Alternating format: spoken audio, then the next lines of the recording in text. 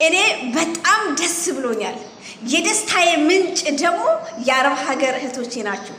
እኔ ደስታዬን ከመንገሬ በፊት ወደ ኢትዮጵያ በቅርቡ ለመሄድ ያሰባችሁ እህቶች፣ ኢትዮጵያ ሄዳለሁ ደክሞኛል የምትሉ እህቶች እባካችሁን እዚህ ሀገር ያላችሁ በስልካችሁ ዩቲዩብ ቻናል ክፈቱ። ዩቲዩብ ከፍታችሁ ተከታይ እዚህ ሀገር አፍርታችሁ ቻናላችሁን ሞኔታይዜሽን አድርጋችሁ መሄድ አለባችሁ።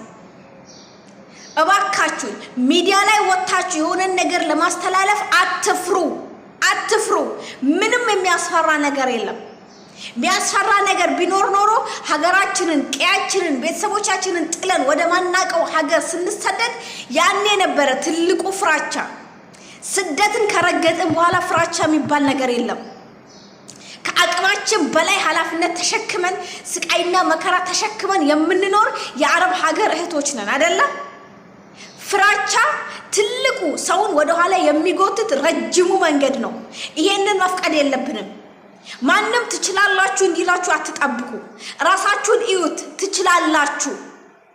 ሚዲያ ላይ ያላችሁ እህቶቼ የሰው ቪዲዮ ስክሮል የምታደርጉ ስክሮል እናንተ ምንም ነገር ለማትጠቀሙ ነገር አንድ ዶላር አትጠቀሙ፣ አንድ ብር አትጠቀሙ። ይሄ ነገር መቆም አለበት።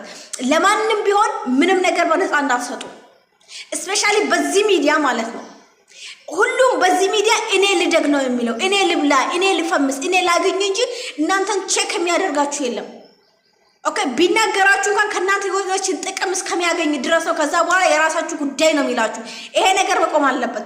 ይሄንን ነገር ማስቆም የምንችለው እኛ እራሳችን ነን።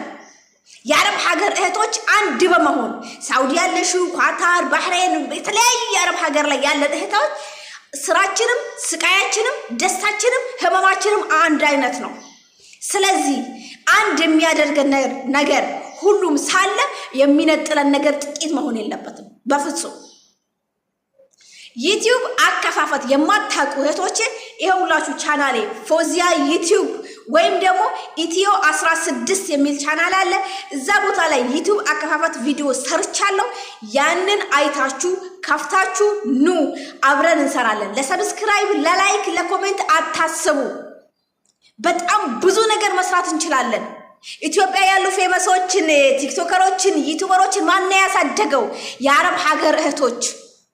ለነሱ የሰጣችሁትን ጊዜ፣ ለነሱ የሰጣችሁትን ላይክ፣ ሰብስክራይብ ወደ ራሳችሁ መልሱት። እነሱ ያገኙትን ገንዘብ እናንተ ማግኘት አለባችሁ። ዩቲዩብ ሞክራችሁ እምቢ ያላችሁ ልጆች ኑ ወደ እኔ ከፍቼ እሰጣችኋለሁ። አብረን እንሰራለን።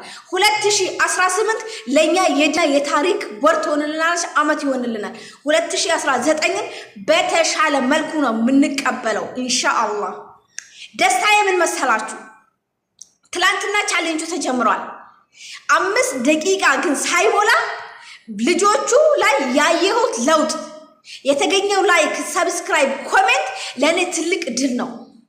በቃ እንደነዚህ አይነት እህቶችን እጄ ወደፊት ለመጓዝ ማቀዴና መነሳቴ ለኔ ትልቅ ኩራት ነው። ቀሰመን ብላ ነው። እዛ ላይ የኔ ቪዲዮ አይደለም። በቃ አዳዲስ የጀመሩ እህቶች መስራት የሚፈልጉ መለወጥ የሚፈልጉ እህቶችን ነበረ 7 ልጆችን ቻናላቸውን እዛ ላይ ሰጠኋቸው። ግን 5 ደቂቃ ሳይሞላ የተገኘው ለውጥ ለኔ ትልቅ ኩራት ነው። በቃ እንደነዚህ ጀግኖችን እጄ ለመጓዝ መነሳቴ ዋው ብያለሁ። አትፍሩ። ሚዲያ ላይ የወጣችሁ የሰዎችን ስክሮል ማድረጋችሁን አቁማችሁ ለራሳችሁ ስሩ። አዲስ ወደ ሚዲያ ደግሞ መምጣት የምትፈልጉ ልጆች ኑ። ማንም አንገቱን አልደፋም። እንዳደፉ አንገታችሁ ኑ፣ አብረን እንስራ። እስከ መቼ ነው የሰዎች መጠቀሚያ ሆነን የምንቀረው? እስከ መቼ ነው የሰዎች መጠቀሚያ ሆናችሁ የምትቀሩት? መሆን የለበትም። የአረብ ሀገር ሴት በብዛት የምትታወቀው ገንዘቧን ተበላሽ፣ ባሏ ከዳት፣ ቤተሰብ ከዳት ነው። ከዛሬ ጀምሮ ይሄ ነገር መቆም አለበት። የአረብ ሀገር እህቶች ብልጥ መሆን አለባችሁ። የእናንተ ጥቅም በሚገኝበት ቦታ ላይ ብቻ ነው ትኩረት ማድረግ ያለባችሁ። እርስ በርስ መወሻሸት፣ መታለል፣ አይ ነገር ይቅር። ያተረፍነው ንቀት፣ ስድብ፣ በሽታ ነው። ስለዚህ ኑ አብረን እንስራ። አሁን ላይቭ ከፍታለሁ።